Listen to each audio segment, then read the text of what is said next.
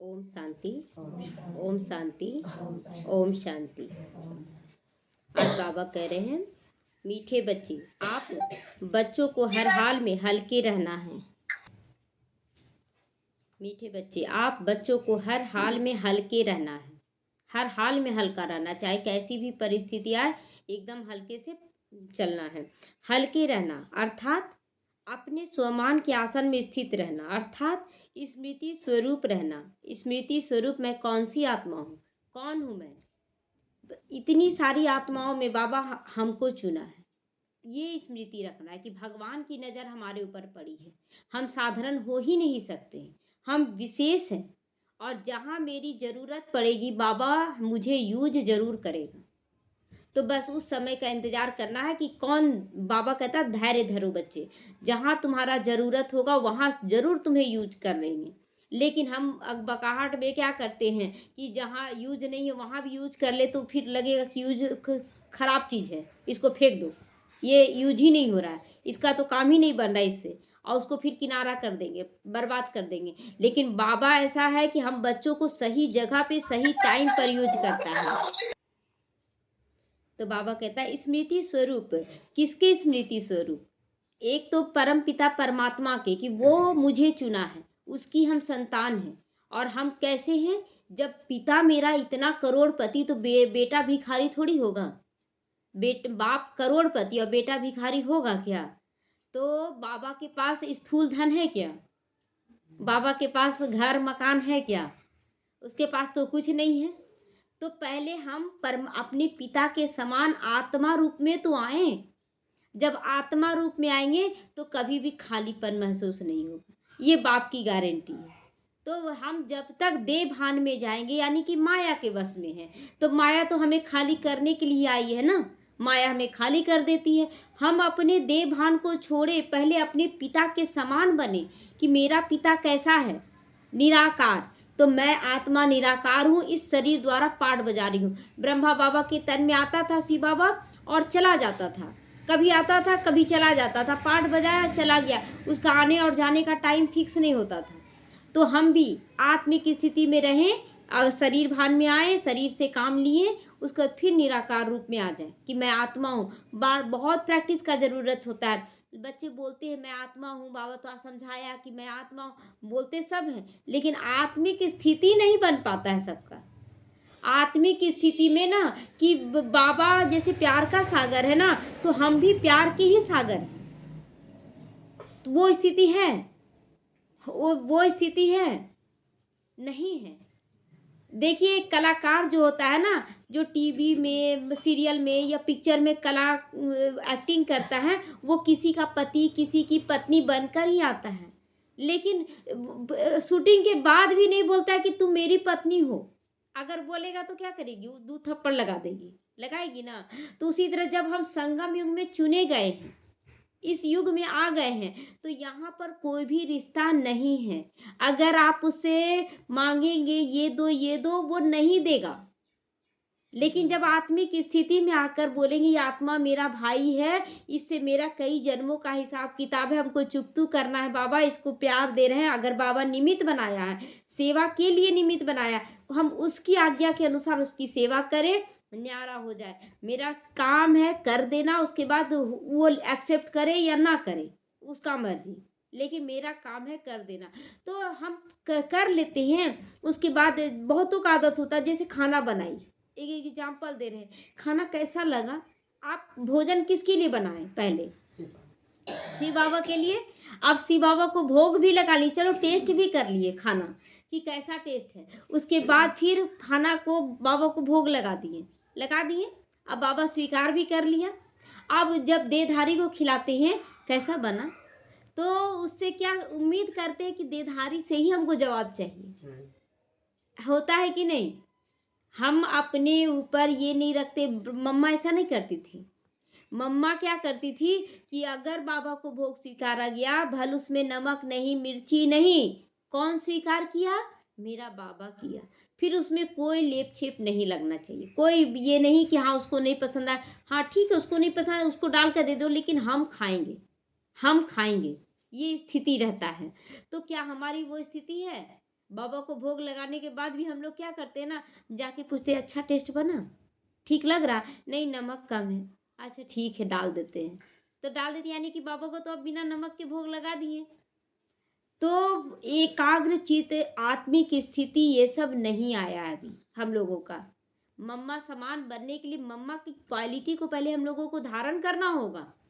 केवल निमित्त बन जाए, निमित्त बन जाए, ये निमित्त बनना नहीं। हम लोग कल परसों अव्यक्त बाप दादा मिलन हुआ, तो उसमें बाबा क्या बोला कि बच्चे तुम्हें एक सेंटर का नहीं, एक जोन का नहीं, पूरे विश्व का कल्याण करना। बहुत बड़ी बात है इसमें। लोग इसमें फंसे हुए हैं कि मेरा सेंटर, इतने लोग आते हैं मेरे सेंटर में, इतने लोग आते हैं, अरे बस इतने का आप राजा बनेंगे। और आप लोग भी कितने का राजा बन रहे हैं? एक परिवार तक सीमित है ना, एक ही परिवार तक ना। और भी एक परिवार में भी सब तक नहीं, जिससे आपको ज्यादा लगाव ना, बेटा से लगाव है तो बेटे के प्रति आसक्ति ज्यादा, पूरा जीवन गुजार दे रहे हैं। 24 घंटा किसके बारे में आप सोच रहे हैं? मेरा बेटा ऐसा करता है, मेरा बेटा ऐसा, किसी का पति खराब करता है, पति ऐसा। आप 24 घंटे उसी इंसान के साथ रह रहे हैं जिससे आपको सुख नहीं मिल रहा है।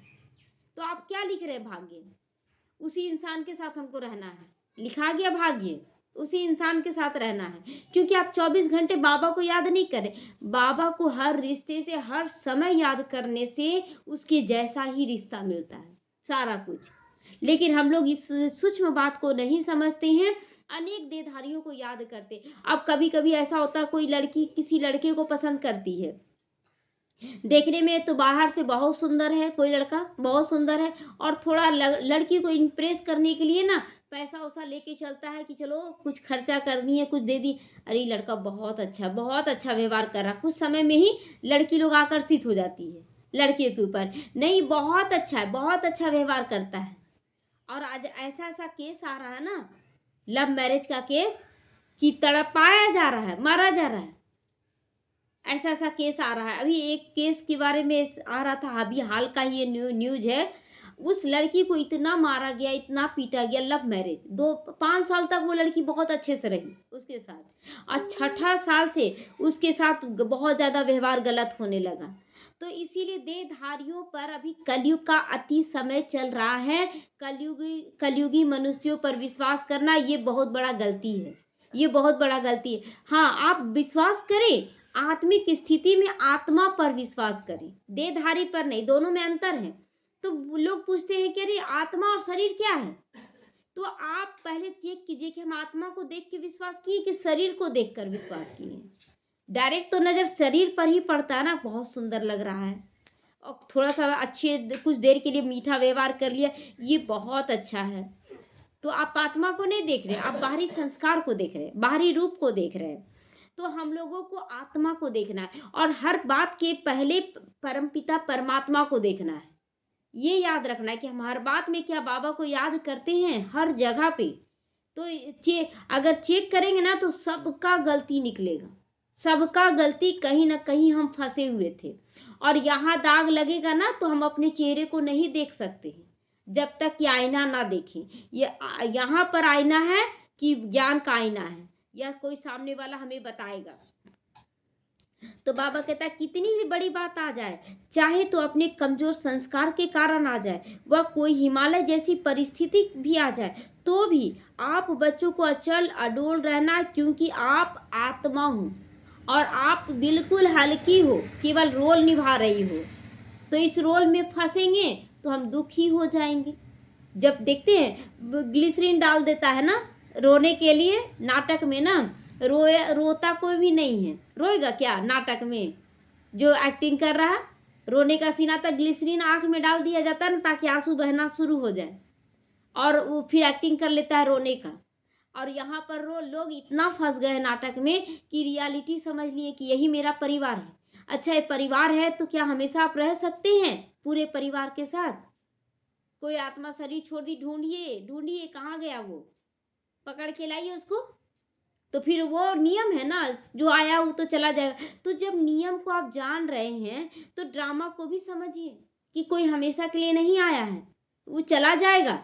फिर हम किसी में क्यों फंसे कि उसके जाने के बाद हम अकेला फील करें, मन में सोच चलने लगे अब क्या होगा। क्योंकि बाबा जब किसी को बुलाता है ना तो एक तो देख के मतलब बुलाता है कि इसका उसके बाद जाने का क्या रास्ता खोलना चाहिए। हम लोगों से ज़्यादा चिंता उसको रहता है कि मैं इसके जाने के बाद इसका कौन सा रास्ता खुलेगा। वो पहले से जानता है, उसके बाद करता है। बहुतों का ऐसा देखे होंगे कि घर में ना माँ बाप बहू बेटा सब है और सब में लड़ाई झगड़ा हो रहा है। सास सोचती है कि अरे मेरे रहते ही लोग इतना लड़ाई कर रहा है, मेरे जाने के बाद तो लगता ना टुकड़ा टुकड़ा कर देगा इस घर को, संपत्ति को सब बांट बंटवारा करके खत्म कर देगा। और ऐसा एग्जाम्पल आप लोग भी देखे होंगे कि माँ बाप शरीर छोड़ा और सब भाइयों में प्यार हो गया। ऐसा देखे हैं कि नहीं? सब भाई लोग में आपस में गोतनी लोग में सब में प्यार से रहने लगी।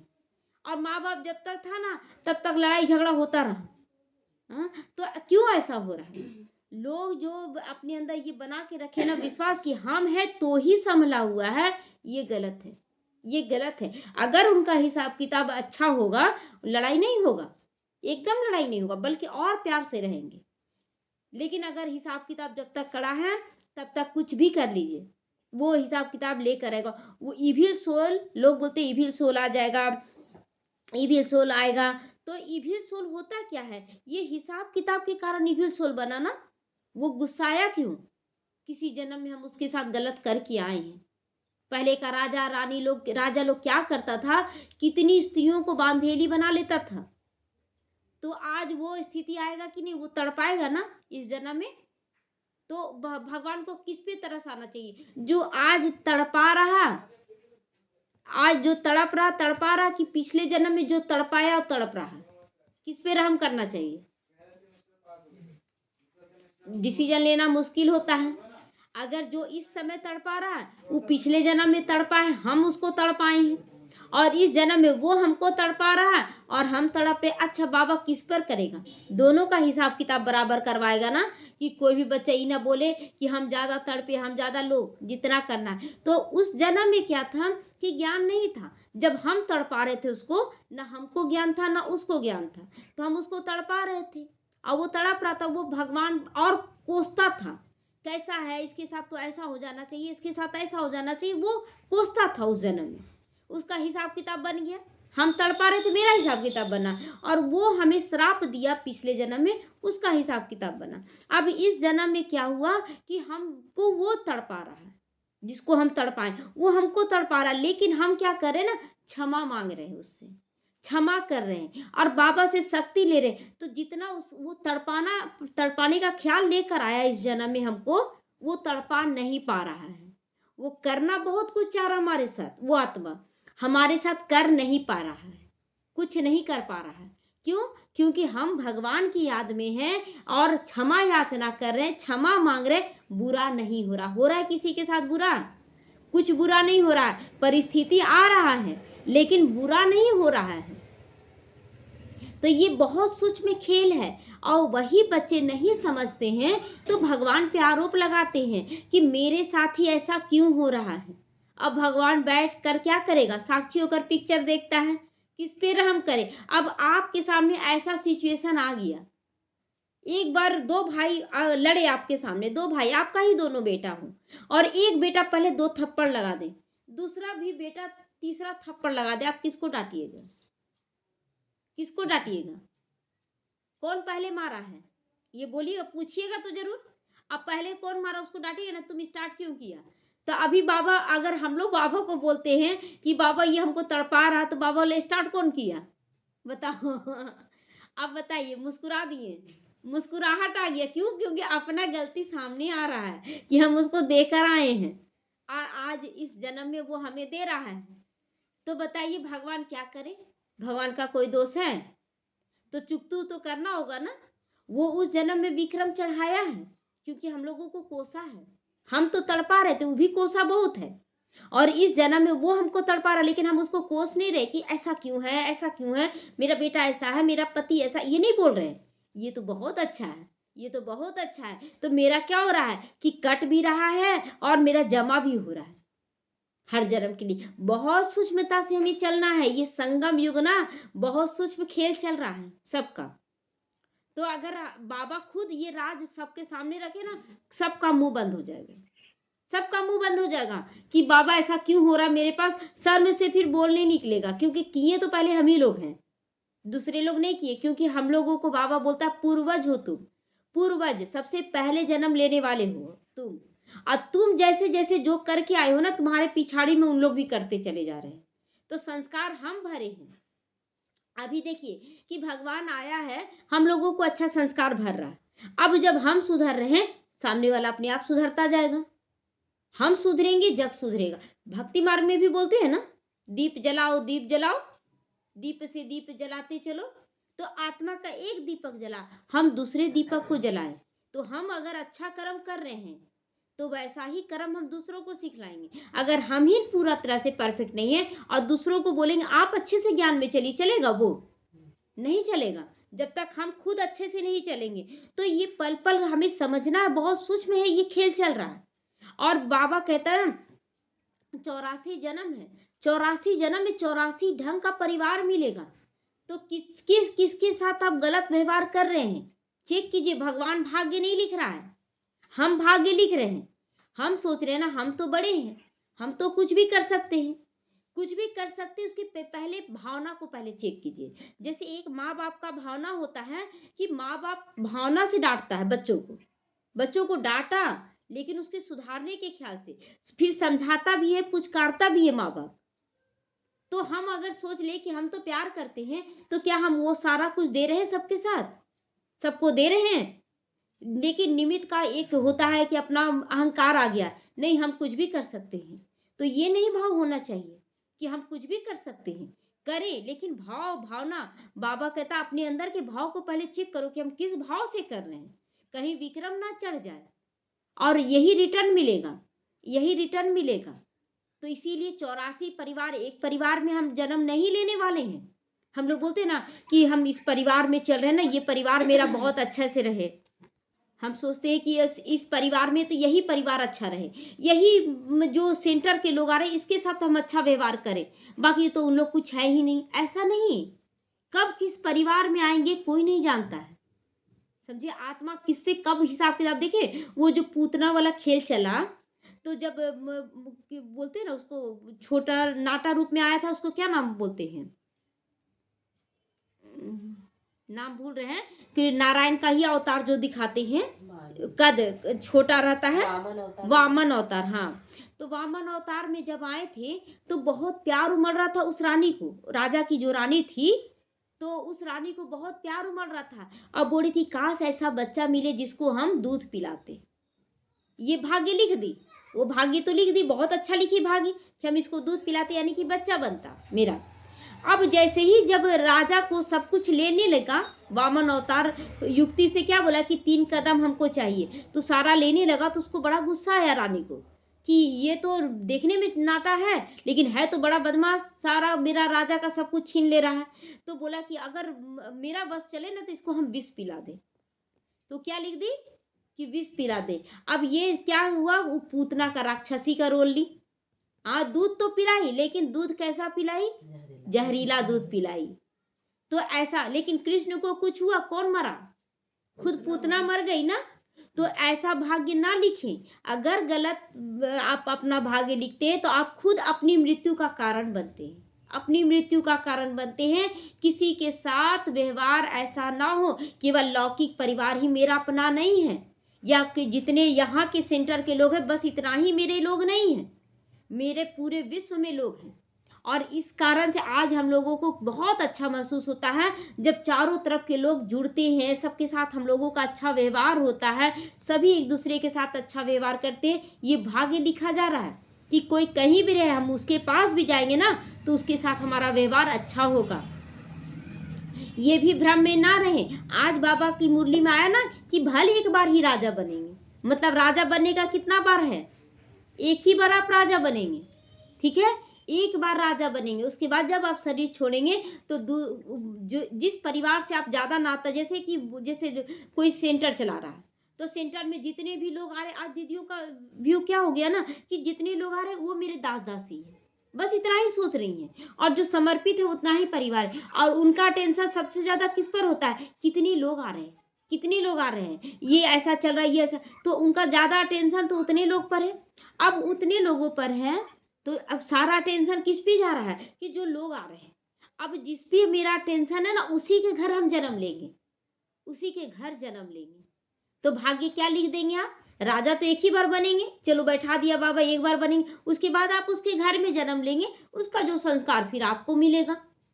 तो कैसा संस्कार मिलेगा फिर, अच्छा या बुरा? क्योंकि आप किस नजरिए से देखें वही फिर लौट कर आएगा। इसीलिए बाबा हमेशा, ब्रह्मा बाबा का एक नियम था कि अपने से आगे सबको रखा, सबको आगे बढ़ाया। कौन कितना नंबरवार आगे बढ़ा, लेकिन सबको आगे बढ़ाया, ताकि हम जिसके घर भी जन्म ले। और वो तो कृष्ण बनने वाले, पहला कृष्ण। लोग बोलता है कृष्ण जैसा बच्चा हो, कृष्ण जैसा पति हो। तो वो अगर जिसके घर जन्म लेंगे तो वो भी तो वैसा बनना चाहिए ना। तो इसलिए हम लोगों का लक्ष्य क्या होना चाहिए कि सबको बाप समान बनाना, खुद भी बाप समान बनना और सबको बाप समान बनाना।